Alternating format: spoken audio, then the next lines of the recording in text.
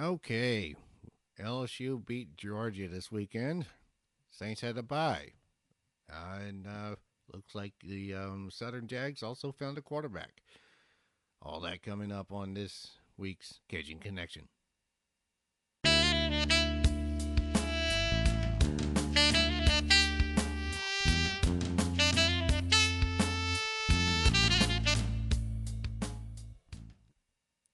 Hello.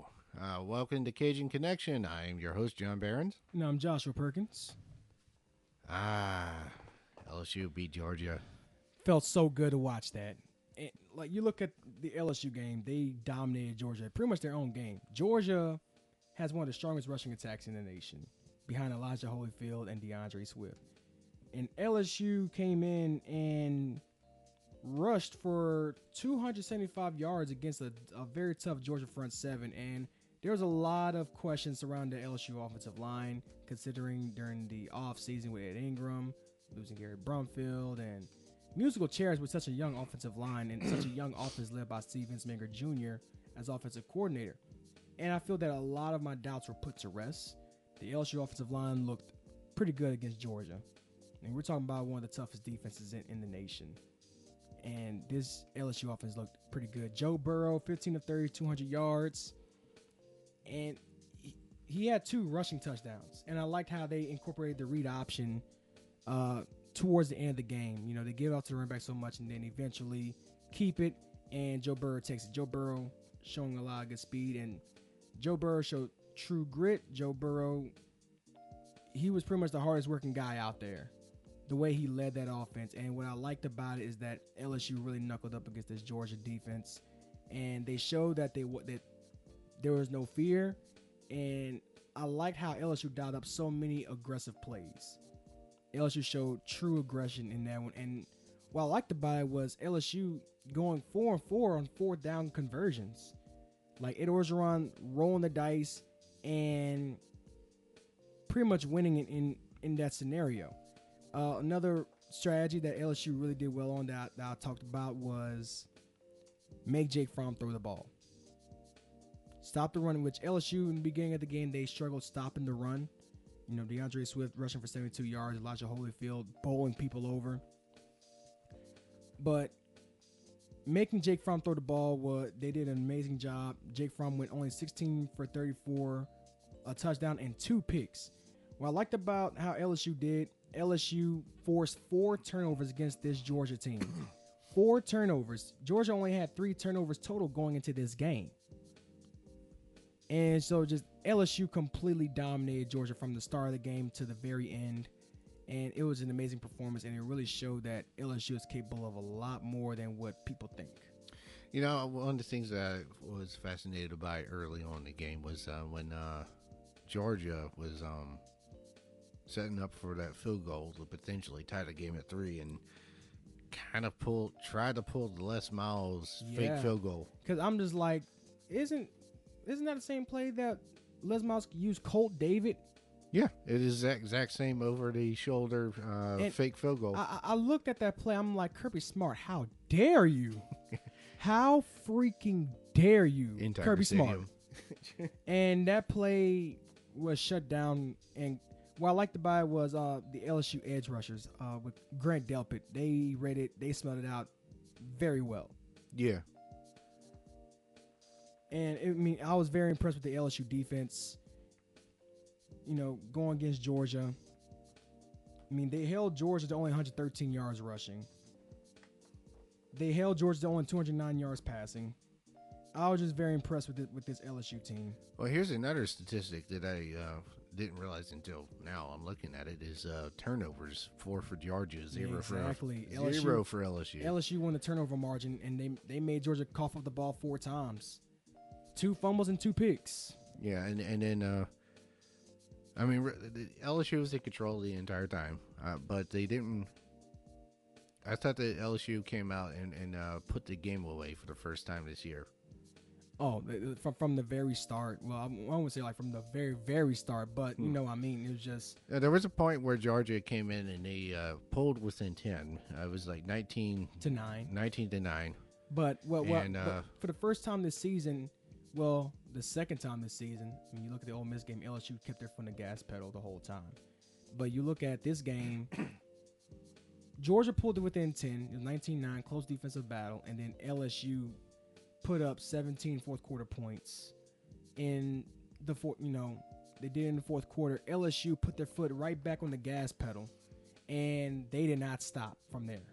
And there was that point in the third quarter where Georgia, like we said, they had pulled within 10, and they had actually gotten to within field goal range.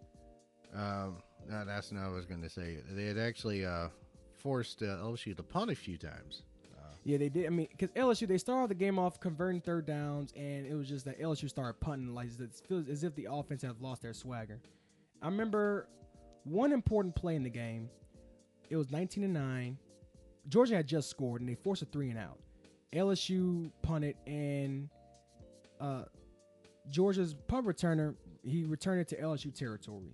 And it seemed as if Georgia was going to score again. Well, an important third down, an important sack on Jake Fromm really put Georgia out of field goal range. Mm-hmm. And I feel that was one of the more pivotal plays of that game. Georgia punted it away, and LSU just pretty much started putting them away.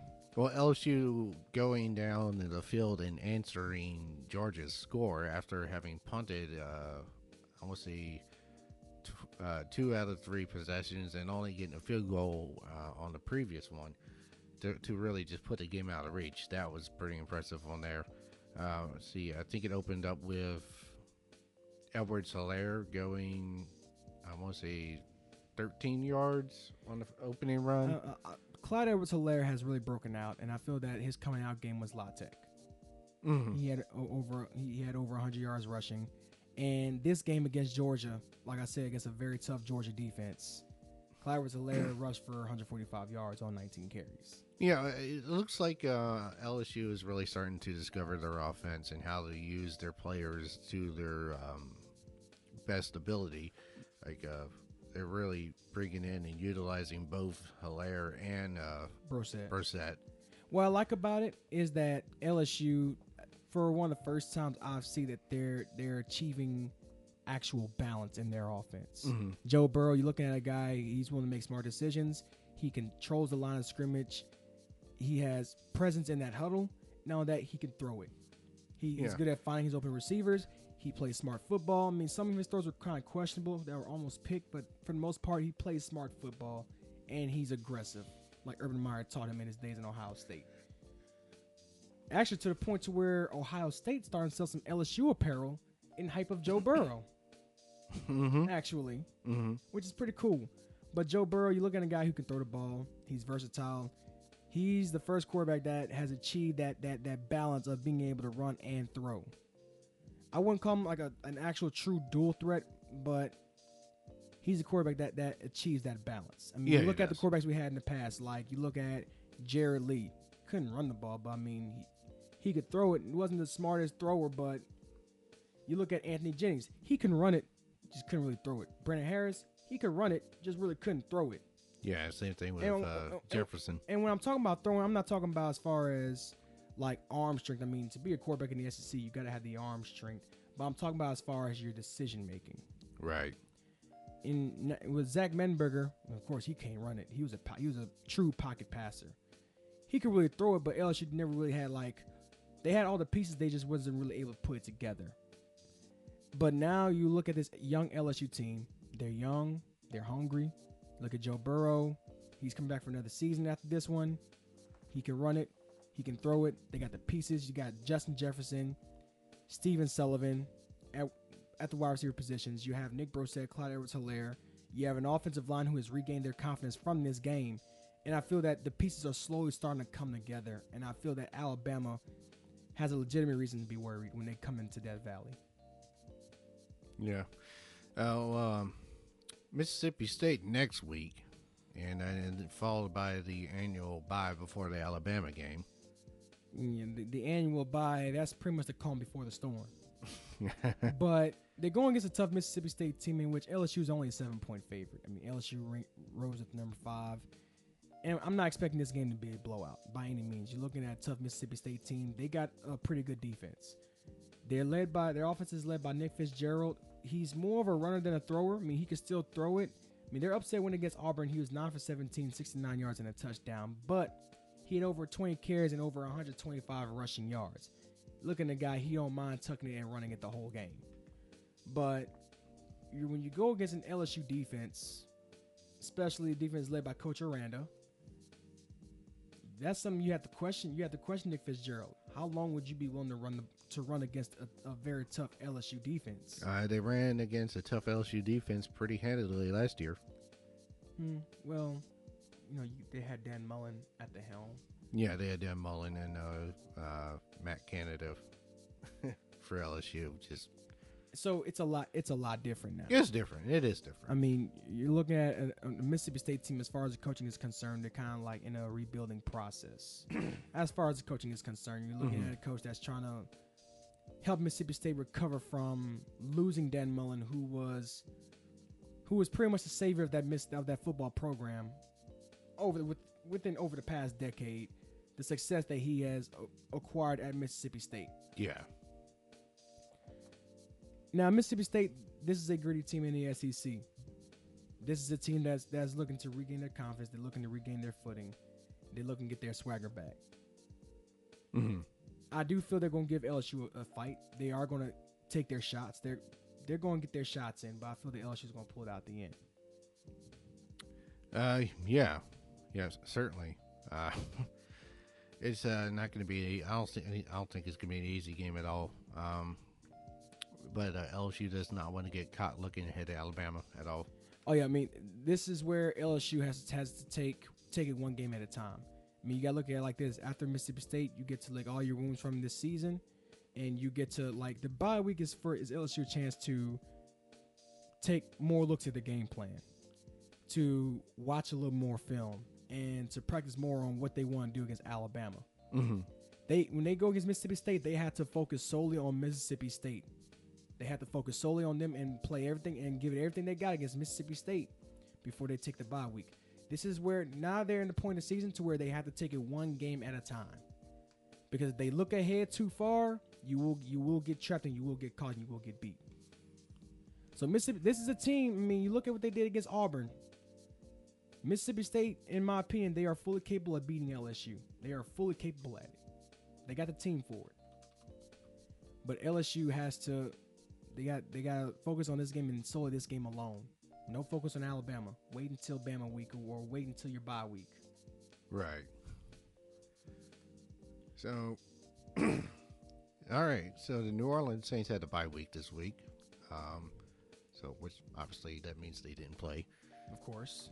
And next up is Baltimore, which I'm looking at the ranking statistics, and quite honestly, they don't really speak for what we've seen the last two games from New Orleans.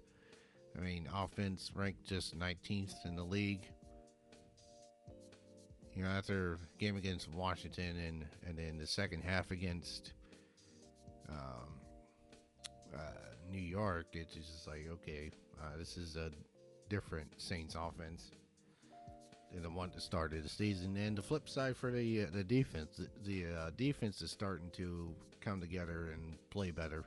Oh yeah, the Saints defense looked a lot better in the past two games against the Giants and the Redskins. I mean, with the Giants game, the Saints defense kept everything in front of them, which that's what you got to do as a defense, of course. And all that, their secondary has been known to give enough deep ball, and so with the Redskins, Alex Smith tried his best, as far as taking the deep ball, and the secondary has gotten a lot better. I've been impressed with P.J. Williams, King Crawley, and Justin Hardy really emerged himself as a guy who can be a pretty good safety in this league. Well, a pretty good corner, at least. Yeah. One thing that stood out the last game is the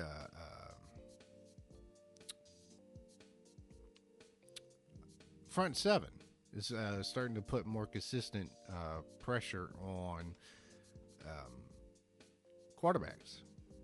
Yeah, Marcus Davenport has really, his coming out game was against Washington. Marcus Davenport really showed his potential. I mean, yeah, he still has more to work on, but I feel that, being mentored by guys like Cam Jordan, who's one of the best defensive ends in the league, being mentored by Alex Okafor, who's a veteran defensive end, taking guidance from those guys, I feel that Marcus Davenport can really evolve his game through doing that. Yeah, I'm actually getting to be to the point where I'm starting to get more and more impressed with Davenport, and I'm starting to be a fan of Traquan Smith. Oh, Traquan Smith, 3 catches, 111 yards, 2 touchdowns against Washington. I mean, he was, and on the pass that Drew Brees broke that record, I saw that speed from Traquan Smith. Guy has amazing speed. Like, he's like another Brandon Cooks in his younger days. Yeah. I mean, the Baltimore Ravens are no slouch. They're a pretty solid team this year. And they got a pretty solid defense. We're talking about a defense that set a franchise record last weekend against the Tennessee Titans with 11 sacks. But then again, I mean, do you think that the Ravens defense is that good, or was the Titans offense just that bad? A mixture of both. True. The Ravens are a good defense. They're one of the few teams that kind of play somewhat semi-consistently over the course of the year. I mean, with the Titans offense, I mean, I haven't seen really anything from them this season. No, Titans offense just great, like, teamwork atrocious. on their part. I mean, like Mike Vrabel said after one of their wins, look, nothing fancy, but we get the job done. Well, look how that worked out for them against Baltimore. And, I mean, the Baltimore defense, I mean, you got guys like C.J. Mosley out there in the front seven with them. A guy who could command the defense very well. Now, here's some impressive stats, or Saints projected stats through 5 games. Deuce Windham. Breeze, 5,305 yards, 35 touchdowns, 0 interceptions, with a passer rating of 122.3. Kamara, 956 yards rushing, 1,123 yards receiving, 19 touchdowns. Michael Thomas on pace for 147 receptions for 1,660 yards receiving. Defense, Cam Jordan on pace for 16 sacks, 54 tackles. Davenport, 6.5 sacks, 28 tackles. Rankins, 6.5 sacks with 44 tackles. And Demario Davis, 137 tackles with 6.5 sacks for himself. That's their current projections for the year. Sounds like that's some heavy numbers right there. That's especially offensively. I mean, if that's the case with Drew Brees, I mean, MVP. Of course, you took the words right out of my mouth. MVP. As far as those projections, I mean, we can be looking at Pro Bowls from Drew Brees, Pro Bowl, Alvin Kamara, Pro Bowl, Michael Thomas, Pro Bowl, Cameron Jordan, Pro Bowl, Demario Davis, Pro Bowl. We're looking at all pro numbers here, people. Well, all of these are ridiculously good numbers. No shortage there. Let's say it for what it is. These are ridiculously good. I mean, the Saints defense, I mean, following the trend from last season, first 2 games, they looked atrocious, and then they just completely did a complete turn for the best and turned into one of the more deadlier defenses in the league last season, and I feel the Saints are on that path again. They started off pretty bad, and now they're turning into a defense that should not be overlooked. No, and going back to last year, they started 0-2. This year, they're sitting at 4-1 right now. 4-1. 4-game win streak. This time last year, they were 3-2, obviously. And so I feel that the Saints, they are progressing. I mean, there's still some stuff to work on, but the Saints team is looking really good, and a lot of people are looking at the Saints team to hand the Rams their first loss.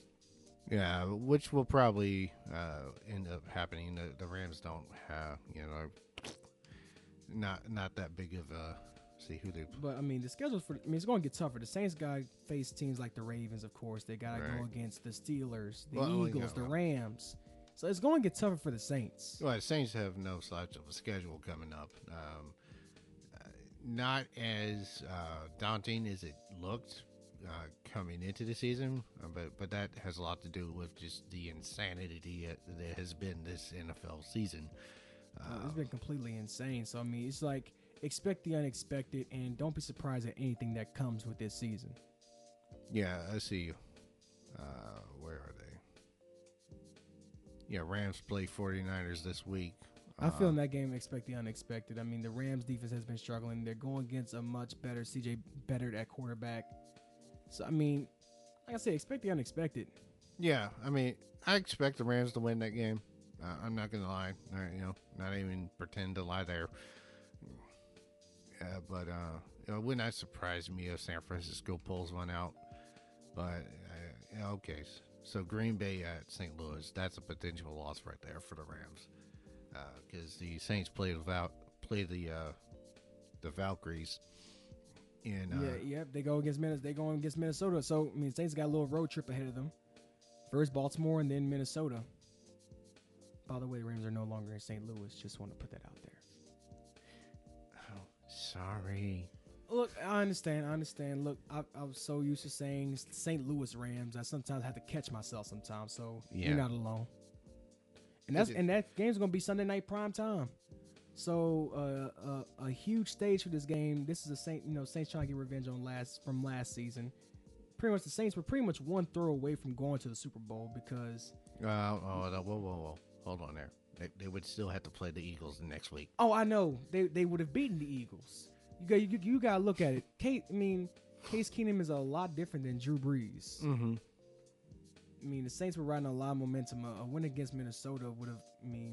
I feel the Saints would have beaten the Eagles. So one thing that I just don't understand is that it seems like as of late the NFL loves to put Minnesota on New Orleans' schedule, but they never have them coming to the Dome. Oh, you already know why they don't want to send the Vikings to the Dome. I mean, they haven't been to the Dome since the Reggie Bush days. Well, and not only that, I mean, you look at how the Saints lost the divisional game last season in Minnesota. You really want to send the Vikings to the Dome. You really want to send them to the Lions Den. Yes. I mean, I'm not part of the committee. That's something you have to ask the committee who makes the schedules. Yeah, I feel it still would be a pretty good game. They sent New Orleans to Los Angeles last year. Now the Rams are coming to the Dome, so why not? Why not send the Vikings? I mean, I feel the Saints play the Vikings next season. They should send the Vikings to the Dome. But then again, I mean, last season they sent the Skins to the Dome, and they sent them to the Dome again this season. Yeah, fair enough. So I mean, gotta share, man. Sharing is caring. Well, I mean, I kind of understand why they sent the Redskins to the Dome this year because, I guess they could have done the schedule a little bit differently, but still, I mean, Drew Brees broke the record, passed up Peyton in the. True. They wanted Drew Brees to do it from the home crowd. Yeah, home in the Dome. I wish Drew Brees would have thrown at least one more touchdown pass so he could be in the 500 club. That would have really made the night. Breaking the all-time passing record and joining the 500 club, doing it both in one night. I felt that would have been amazing. Yeah, this is really starting to feel like Brees' last chance to win the MVP award almost. Yeah, I mean, because the way Drew Brees been playing is as if he's playing every game like it's his last. Yeah, it's as if he's trying to savor everything in his NFL season. Yeah, you sit there and you think, okay, well, it's not the first time he's passed for 5,000 yards in a season. We've seen that before. He's done it more than any other quarterback, more than any active quarterback. Yeah, and then, of course, he's topped over 30 touchdowns before, and he's had a passer rating over 120 before. Also, all in the same year. I was listening to Colin Cowherd and how nobody's really giving Drew Brees enough credit, but they want to give all the credit to guys like Tom Brady and Aaron Rodgers. Let's do a comparison.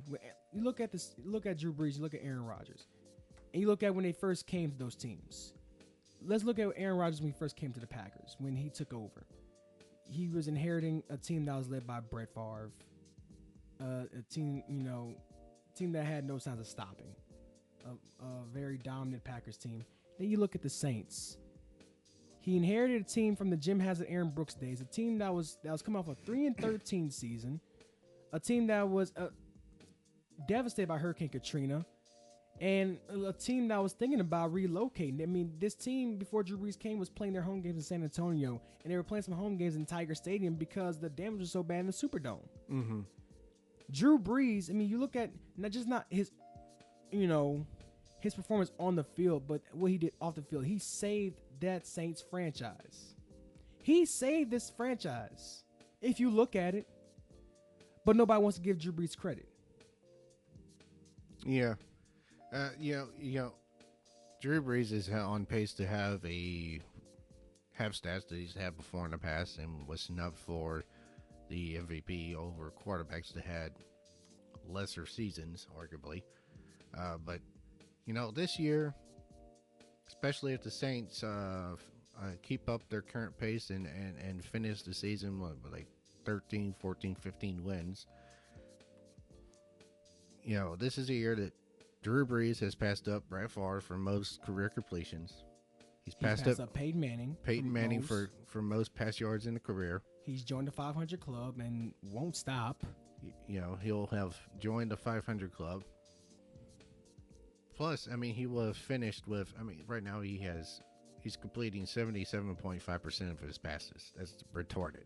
It's ridiculous, but it just shows that he has. It just shows how well his offensive line is doing protecting him. It shows the talent of his receiving core.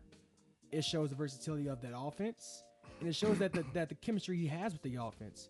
It's just his stats show how well they play together as an offense. It just doesn't show his individual ability, but it shows the chemistry he has with his offense. That's what I love about how Drew Brees puts up the numbers. The Saints, that offense is like poetry in motion. All reason says you've got to give this guy the MVP this year. I mean, what, you give Tom Brady his fourth one, and Drew Brees doesn't even get his first one. No, and I feel that Drew Brees should get his MVP. You look at not only what he's doing this season so far and what he's projected to do. Just look at the job he did last season. Look at how he's been consistent with the way he's been playing since he first got to the Saints. I mean, I'm gonna be honest, and I know I might sound like a conspiracy theorist, but if Drew Brees was still in San Diego or if he was anywhere else, he would have been MVP a long time ago. Oh yeah, absolutely. I have no doubt about that. No doubt about that in my mind either. It's a no-brainer. And I just feel that maybe there might be some type of conspiracy against the Saints, maybe just the Saints as a franchise, considering the dark history that they had. And yeah. just I feel that Drew Brees should deserve that. He deserved that MVP probably. Last season. Even his dream season in 2011, he deserved it. Well, he deserves it this season. He's the only quarterback through 5 games has not thrown a single pick. You look at the projection. He's projected to not throw a single pick this season. I think that's never happened before. A quarterback going a whole season without throwing a pick. Well, I honestly don't see that happening. Yeah, I don't see it happening, but it's a pretty good dream. It's nine times out of 10. Nobody's perfect. It's bound to happen. He's going to throw a pick. But you can have quarterback. There's been quarterbacks who've gone the entire season with passing less than 10 interceptions. I honestly see Drew Brees passing for less than 5. I could go with that. I could see that. I see that happening. Yeah. He's going to throw a pick or two here and there.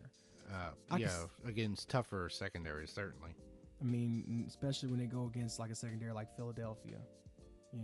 Philly has an amazing secondary with Jalen Mills, Malcolm Jenkins, Ronald Darby.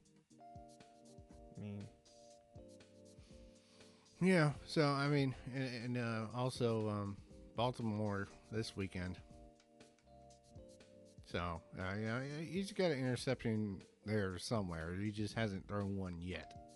And of course, Michael Thomas has been unreal. Alvin Kamara. I didn't see a whole lot from him this past game due to the fact they got Mark Ingram back, and I feel that the Saints, they're just trying to regain themselves as far as they got Mark Ingram back. So now how we're gonna do business on offense, and I feel that they're just trying to fill out the game plan. Yeah, it's Kamara got 9 touches against the Redskins, what I read in the paper this morning, something that was kind of funny, as I didn't watch the coaches show or anything like that. So there was apparently a play that Taysom Hill, actually it was the one that he ran for the first down on. Yeah. He was supposed to hand it off to Kamara, and one of the reporters in the room during Sean Payton's interview said that, you know, had Hill actually handed it off to Kamara, that it might have resulted in a big play, which Payton was like, might? Holy crap. You know, it's like some people you can't ever please. I mean, just look at the Saints. Just overall, looking at the Saints' offense, we're looking at probably the deadliest offense in the league. I mean, do I have to go through the players again? No. They have a gadget player in Taysom Hill. And last season, our gadget player was Alvin Kamara. Now we got Taysom Hill. We're throwing him into the fold. I mean, he's the Swiss Army knife. Yeah, Hill's been rather quite impressive, and it just seems to only be getting more and more dangerous as we move on. And Sean Payton loves the kid. He loves that guy. And it's just, I'm very excited at how the Saints are going to use him more. It is a little bit kind of funny to sit there and think that your third string quarterback has more snaps than your second string quarterback. I didn't really think of it that way because I always thought that Taysom Hill was the second string and Teddy Bridgewater was the third string due to Taysom Hill having more time in the Saints system. No, Bridgewater's the backup to Breeze. Well, I feel that with Taysom Hill, I feel that with his durability, I mean, he has higher durability than Teddy Bridgewater. I mean, you look at a guy, Teddy Bridgewater, you know, recovering from a catastrophic leg injury. Mm-hmm. I feel that with Taysom Hill, you know, yeah, he went through many injuries at BYU, but he's so durable. And he's just a guy that you can just use due to his speed and his versatility. I mean, they use him as wing back. They use him like as a lead blocker, as a receiver, sometimes as a quarterback. I mean, you can use him all kinds of ways, even as a kick returner. Yeah, I still think it'd be fun to see what the offense will look like with Bridgewater and Hill. I feel that it might be just a little more dangerous than with having Drew Brees. Because you got two quarterbacks who can throw the ball. Yeah, they can both throw. And you got two quarterbacks who can run it. And they can both run. It's just you're now at the fact of who, like, you know, Taysom Hill, he can be in as a wildcat, and you don't know whether he's going to throw or run. And plus, you have Alvin Kamara and Mark Ingram. Mm-hmm. Plus, you have Michael Thomas and Traquan Smith. It's just like, as a linebacker, as a field general for that defense, you're like, whoa, like, when is this offense going to run? What are they going to do? And once you have that mindset in your head, it's pretty much too late. Okay, and just to kind of wrap up a little bit about what happened the rest of the state, Louisiana Lafayette, pretty big win over New Mexico State. They improved to 3-3 of the season. UL Monroe, big win over Coastal Carolina, going 3-4 of the season. And Southern finally making a change at quarterback from Jordan Lampley to Ladarius Skelton, beating Prairie View in emphatic fashion, 38-0. After Southern was supposed to be like a 17-point underdog against Prairie View, they knocked them off 38-0. They held Prairie View to only 312 yards total offense. Southern forced 5 turnovers. Southern offense put up 518 yards of total offense, and Southern had almost 41 minutes of time of possession. So they dominated on all cylinders. Ladarius Skelton, 15-26, 168 yards and a touchdown. He also had 27 carries for 202 yards and 3 touchdowns. So the change at quarterback has really impressed me. They'll be taking on Texas Southern on the road next week.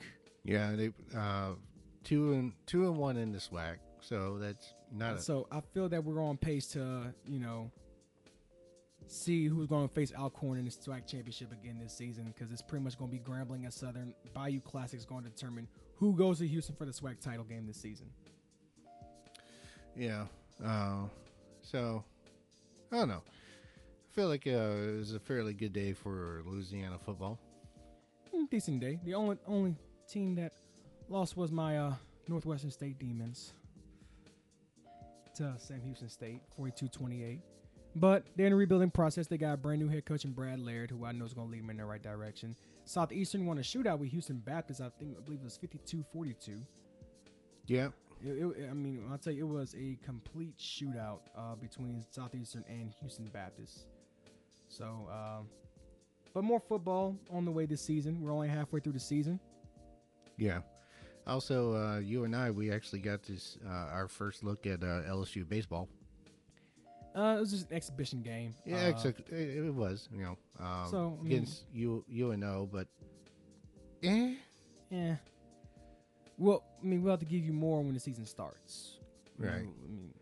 I did make the comment during the game that it looked like UNO actually showed up to play, and LSU just didn't care. It's an exhibition game. LSU was just like, it's too early in the semester for this. Let's just get this over with so I can just go home. I'm ready to get back to my dorm room right now. Like, why? Because, they just kind of look meh. Meh. But, I don't know. But trust the process. Keep listening to our shows. It's amazing. It's awesome. We're the next big thing in sports broadcasting, and I mean it. Let's hope so. All right. Well, that wraps up another week of Louisiana sports. We got basketball starting up next month, or actually this month. Basketball Street Beat. So if you're surprised by a basketball show, don't say we ain't tell you nothing. Yeah. So as Josh is alluding to, and I am too, is that we're starting a basketball podcast first week in November. I can't wait for NBA season to start and college basketball. That's where you see a lot of upsets. College basketball. Yeah. Well, actually, I think the NBA starts today, don't they? I think so. I think it's the Sixers and the Celtics. Yeah. The reason why we're not starting with the season is we just need a little preparation time. That's it. Okay. All right. So I've been John Behrens. I've been Joshua Perkins. And see you next week. Signing out.